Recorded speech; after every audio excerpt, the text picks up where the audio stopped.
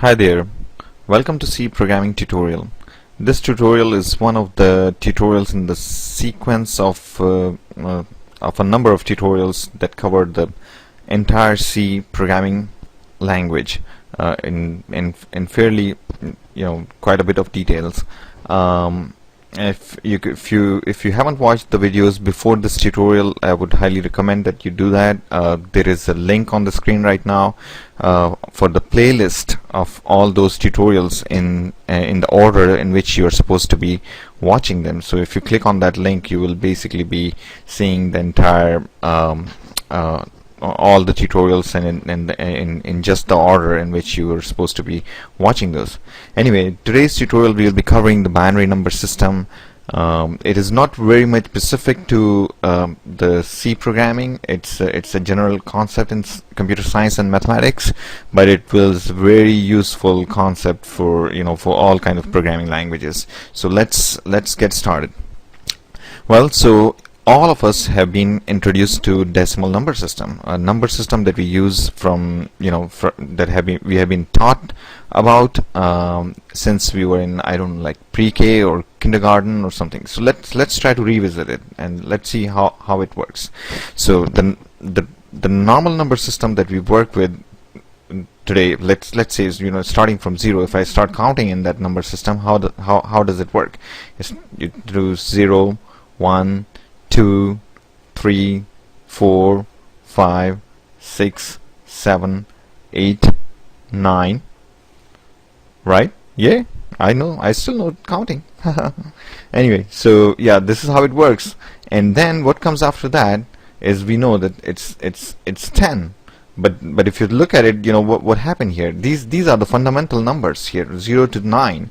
These are the numbers that are made. They are not made of any other number. They are just numbers on their own. Other numbers are made up of those numbers, like 10. 10 is made up of 1 and 0. So these fundamental numbers, they are called digits. So we have like 10 digits, 0 to 9.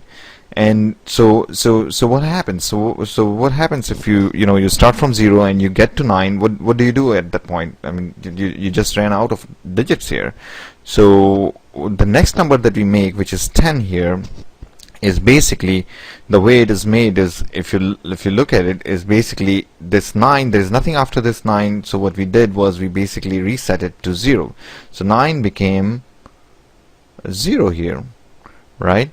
And then actually there was a hidden 0 in all these numbers here, right? And what we did was we incremented that 0 to a 1. So that's how we got a 10.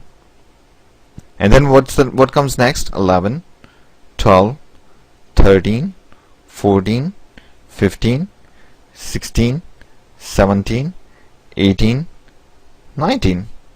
And then, oops, we ran out of digit again. So what do? We do the same thing as we did here. We reset this guy to 0 and we increment the next guy to 2. And then we go to 21 and so on. That's how our number system works. This is how we build numbers. And with this method we could count to, I don't know, like infinity. So we can just keep counting and counting and counting. So this is how our number system works.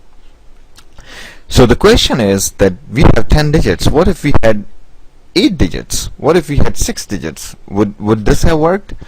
What if we had 14 digits? Would we still be able to count? Would we be able to do our work as we do in our daily life? Would we be able to count dollar bills, how much amount something is, and all the stuff like that? Fortunately, the answer is yes. If you look at this, if you observe this closely, just like we did today, I mean, it really doesn't matter how many digits we have. As long as there are more than 1 digits, we can do that. So let's see if we have only 2 digits, 0 and 1, to work with. Okay, in our universe there are only 2 digits, 0 and 1. So can we count like this? Let's see. Let's try. So we start from 0, then we go to 1. And then we cannot go to 2 because there is no such thing as 2 in this universe. Only 0 and 1. So what do? We do the same thing here. We went from 9, and which was the last digit here. There was nothing after that. We basically reset it to 0. So we do the same thing, 0, 1, and then 0 again. And then what else we did? There was a hidden 0 here. What did we do with that 0? We incremented it by 1. So there is a hidden 0 here, hidden 0 here. So what do we do to that 0? We increment it to 1. Cool. What comes next? We increment this guy to 1. This stays the same, just like it stays the same until we get to the end of the digits, until we run out of digits. So here, what comes after that? We don't know. We again ran out of digits here. So what do? We basically change this guy to a 0 again. And we try to increment this guy. That's our rule. And there is nothing after this, so we change this to 0 also. And then, because of that, there is a hidden 0 here, so we increment that 0 to 1. So you see how we are going from what? This is how we are counting here. 0. If I make a line here, ignoring the leading zeros, this is how we are counting here. 0, 1, 1, 0, 1, 1, 1, 0, 0.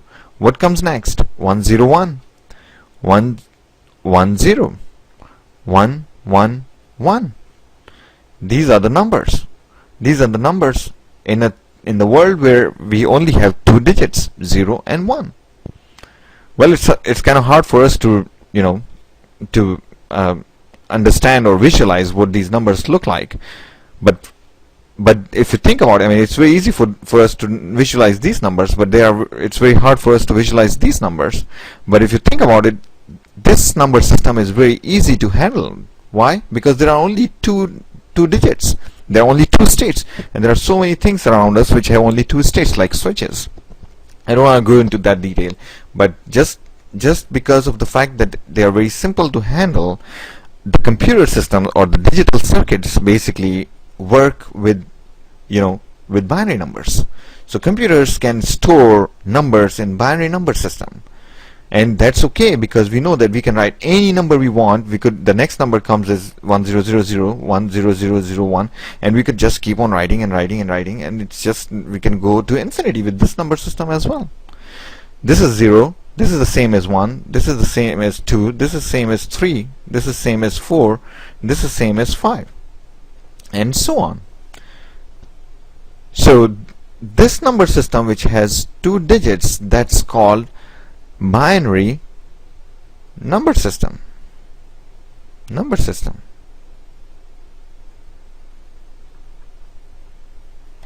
number system, which has 10 digits, it's called decimal number system. Binary is, bi means 2, deci is related to 10, so binary and decimal. Well, so this was just the introduction to binary number system. This lecture will have to be continued because I'm running out of time, because YouTube allows only up to upload 10 minutes at a time, 10 minutes of video at a time.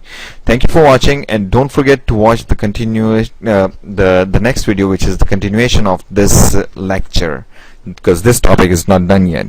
Thank you so much.